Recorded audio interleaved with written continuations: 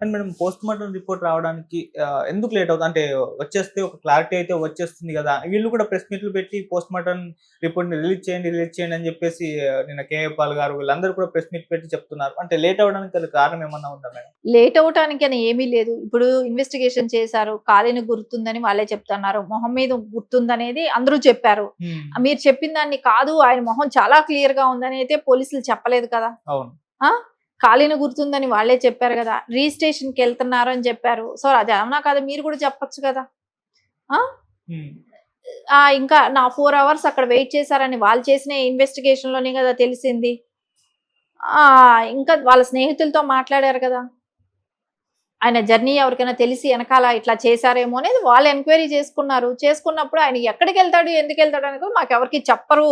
మాకు తెలీదు అని వాళ్ళు చెప్పారు. ఆయన ఎక్కడికెళ్ళేది, ఎప్పుడెళ్ళేది అనే విషయం బయట చెప్పరు అని వాళ్ళే చెప్తున్నారు కదా! హ్మ్. సో, ఇవన్నీ చెప్పిన దాన్ని బట్టి చూస్తే ఇక్కడ ఇన్వెస్టిగేషన్ జరగలేదనా? జరిగిందనే కదా! సరే ఇంకా ఇవన్నీ ఇది మొత్తం రిపోర్ట్ వచ్చే వరకు సమయం పాటించండి. ఓకే. ఎందుకంటే ఇప్పుడు మీకు ఒక డౌట్ అనేది రేజ్ అయింది. ఆ డౌట్ అనేది క్లియర్ చేయాల్సిన బాధ్యత కూడా డిపార్ట్మెంట్ మీద ఉంటది. హ్మ్. సో, అందుకని వాళ్ళు రమ్మంటున్నారు. మీరెళ్ళండి. మీ డౌట్స్ ఏంటనేది అక్కడ ఇక్కడ కూర్చొని మాట్లాడితే మీకు డౌట్స్ క్లియర్ అవుతాయా? ఒకటి. ఇప్పుడు వచ్చి మీ మీడియా ఛానల్స్‌కొచ్చి కూర్చొని మాట్లాడారనుకోండి. హ్మ్. మీరు చెప్తారా? నేను చెప్తానా? ఎవరం చెప్పలేము ఇక్కడ. అవును. మీరు ఎవరిని అడగాలి ఎళ్లి? పోలీస్ డిపార్ట్మెంట్‌నే ఎళ్లి అడగాలి. హ్మ్. సో, మీరెళ్లి అక్కడే అడగండి. మీ డౌట్‌లు ఏంటో అక్కడ క్లియర్ చేసుకోండి. కుటుంబ సభ్యులను రమ్మంటున్నారు కదా! ఎవరు నియరెస్ట్ అదే నేననేది. ఒక ఇద్దరు ముగ్గురు కలిసి వెళ్ళండి. సో, ఏం జరిగింది ఏంటనేది క్షుణ్ణంగా తెలుసుకోండి. మీ డౌట్స్ ఏమున్నాయో క్లియర్ చేసుకోండి. అంతేగాని ఇది ఒక ఇంటి బాధని అందరికీ, అందరికీ అంటగట్టి వాళ్ళేం ఫీల్ అవ్వట్లేదు ఇక్కడ. వాళ్ళ పబ్బం గడుపుకోవటానికి. వాళ్ళని రెచ్చగొడితే ప్రజల్ని మేమిప్పుడు నేను మా చర్చి నుంచి ఇంతమంది జనాన్ని తీసుకొస్తానని ఇంతమంది నా ఎనకాలున్నారు.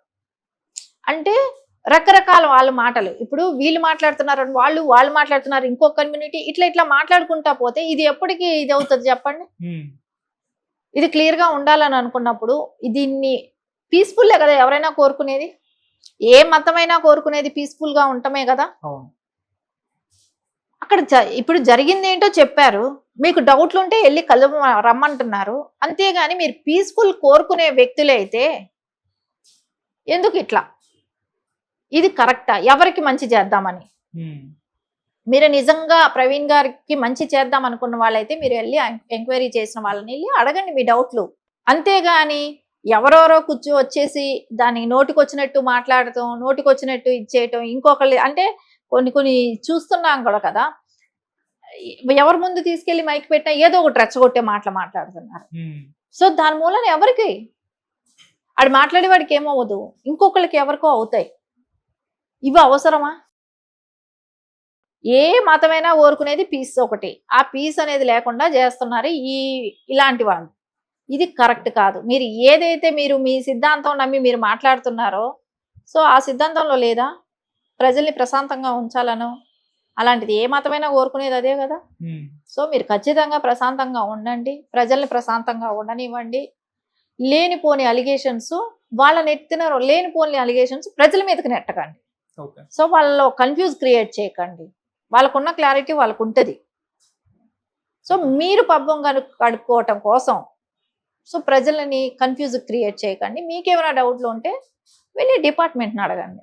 మేడం అవసరమైతే మేము రీపోస్ట్ మార్టం చేయించుకుంటాం తెలంగాణలో. ఆల్రెడీ నేను కాంగ్రెస్ రాహుల్ గాంధీ గారికి కూడా లెటర్ రాసానని చెప్పేసి ఎక్స్ మినిస్టర్ ఎక్స్ ఎంపీ ఆయన హరీష్ కుమార్ గారైతే చెప్తున్నారు మేడం. మరి రీపోస్ట్ మార్టం ఎందుకు చేయించుకోవద్దు? అంటే కూటమి గవర్నమెంట్ మీద ఏమన్నా నమ్మకం లేదా? మరి ఏ విధంగా చూస్తారు మేడం ఆయన కామెంట్స్‌ని? ఎప్పుడైనా గూడా ఎక్కడైనా ఒక స్టేట్‌లో ఒక ఇష్యూ జరిగిందనంటే స్టేట్ గవర్నమెంట్ మీద నమ్మకం లేకపోతే సెంట్రల్ గవర్నమెంట్ చూస్తది. హ్మ్. కేంద్ర ప్రభుత్వానికి అప్పజెప్తారు ఆ కేసుని. హ్మ్. అంతేగాని ఇది పక్క స్టేట్‌కి అప్పజెప్పటం ఏంటి?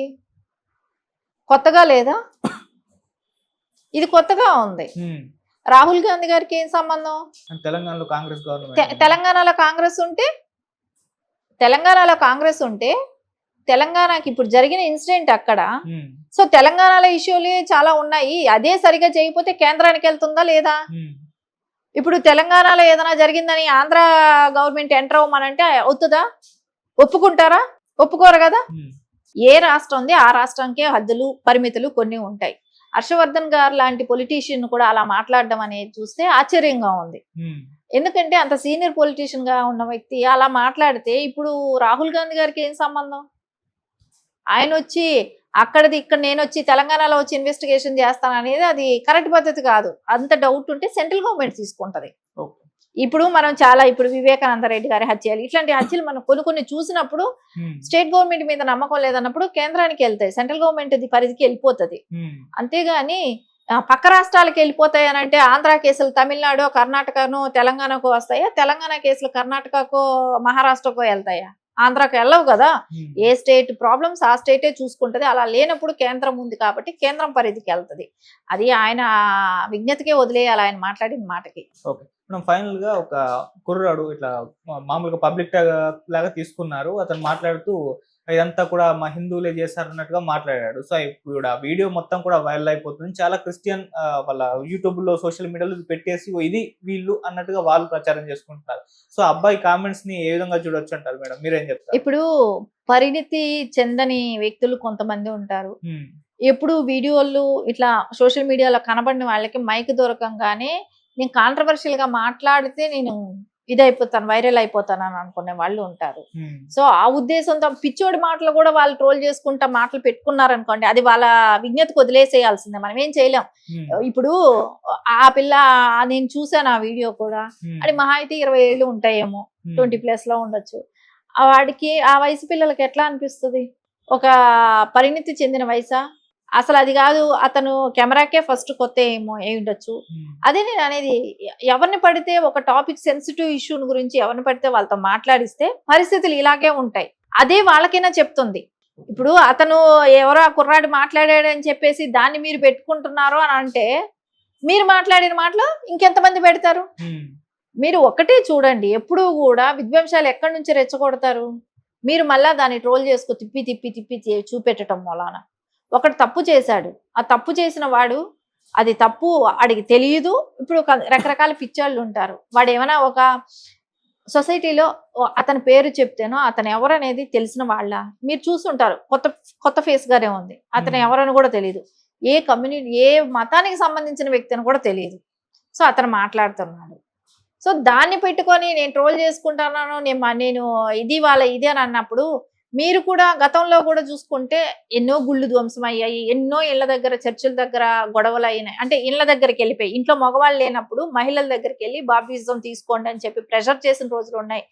మీరు చర్చిల్లో మాట్లాడినప్పుడే కానివ్వండి, బయట సభల్లో పెట్టినప్పుడు కానీ హిందూ టెంపుల్స్ గురించి ఘోరాతి ఘోరంగా నీచాతి నీచంగా మాట్లాడిన రోజులు ఉన్నాయి.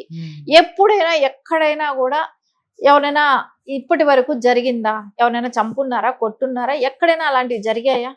లేదు కదా. మీరు బలవంతంగా బాప్టిజం తీసుకోమని చెప్తుంటే కూడా వాళ్ళు మిమ్మల్ని తిట్టి తరిమేసి ఉంటారే కానీ ఇక్కడ మీ మీద చెయ్యి కూడా వేయలేదు. మీరు చాలాసార్లు సోషల్ మీడియాలో చూడండి, వీడియోస్ మనకు చూసే ఉండుంటాం, నేను కూడా చూసుంటాను చాలాసార్లు. వాళ్ళు తిట్టి తరిమేసి మీ దేవుడు నువ్వు వచ్చి కావాలంటే వచ్చి జాయిన్ అవుతారు కానీ మీరు వచ్చి ఇంటింటికి వచ్చి ప్రచారం చేయొద్దని చెప్పి గట్టిగా మాట్లాడినవి అయితే విన్నాను కానీ వాళ్ళ మీద మ్యాన్ హ్యాండ్లింగ్ చేసిందో ఇంకోటో కూడా ఎప్పుడు వినలేదు. సరే కానీ ఇట్లాంటి ఇప్పుడు ఎవరు దేవుడు వాళ్ళకు గొప్ప అని అనుకున్నప్పుడు అదే మీరు అనుకుంటున్నారు కదా, అలాంటప్పుడు వాళ్ళని కూడా తిట్టకూడదు, ముస్లిమ్స్ని తిట్టకూడదు, హిందువుల్ని తిట్టకూడదు, అదేలాగా వీళ్ళైనా కూడా వాళ్ళని మాట్లాడకూడదు, ఎవరిని కూడా మాట్లాడకూడదు. అది ఏంటంటే ఇప్పుడు ఎవరి నమ్మకాలు వాళ్ళవి, ఎవరు ఆచారాలు వాళ్ళవి. సో అది వాళ్ళ ఓన్ మనోభావాలకు వదిలేసేయండి. మీరెవరు రుద్దటానికి, ఎవరినైనా కూడా ఫోర్స్ చేయటానికి? హిందువులు హిందువులుగానే ఉంటారు, క్రిస్టియన్ గానే ఉంటారు, ముస్లిమ్స్ గానే ఉంటారు. ఎవరు దేవుడు వాళ్ళకి గొప్ప.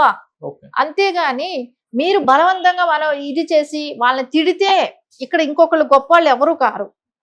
ఆ దేవుడిని తిడితే ఈ దేవుడికి మనం యాక్చువల్లీ యూనివర్స్ అంతా ఒకటే ఆత్మ, ఒకటే ఇదని చెప్పి మాట్లాడతారు కదా ఇదే గురువులు.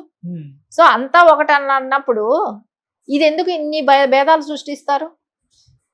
భేదాలు సృష్టించేది ఎవరు? ప్రజల కన్నా కూడా ఎవరైతే ఈ మత గురువులు ఉన్నారో వాళ్ళే సృష్టిస్తారు. వీళ్ళు పబ్బం గడుపుకోవటం కోసం వీళ్ళు మాట్లాడే మాటలకి ప్రజల్ని బలిపశువులు చేస్తున్నారు. వీళ్ళకి ఇప్పుడు మీరు ఎందుకు ఆకర్షించాలనేది ఎందుకు? వాళ్ళకి నచ్చింది అనుకోండి వాళ్ళే వస్తారు అంతే. ఇప్పుడు మనిషిని బలవంతంగా తెచ్చుకోవటం వేరు, వాళ్ళకి నచ్చి వచ్చినప్పుడు అది వేరుగా ఉంటుంది. అంతేగాని ఇప్పుడు వాళ్ళని తిడితేనో ఇంకో దేవుని తిడితే మేము ఇక్కడ గొప్ప అయిపోతాం అనుకునేది వాళ్ళ అవివేకం, మూర్ఖత్వం కూడా అది. ఓకే. వాళ్ళ మూర్ఖత్వమే, మూర్ఖులతో సమానమే ఎవరైనా సరే. ఇంకొకళ్ళని తిడితే, ఆ దేవుణ్ణి తిడితే మాకేదో వస్తుంది అనుకునే వాళ్ళు మూర్ఖులే.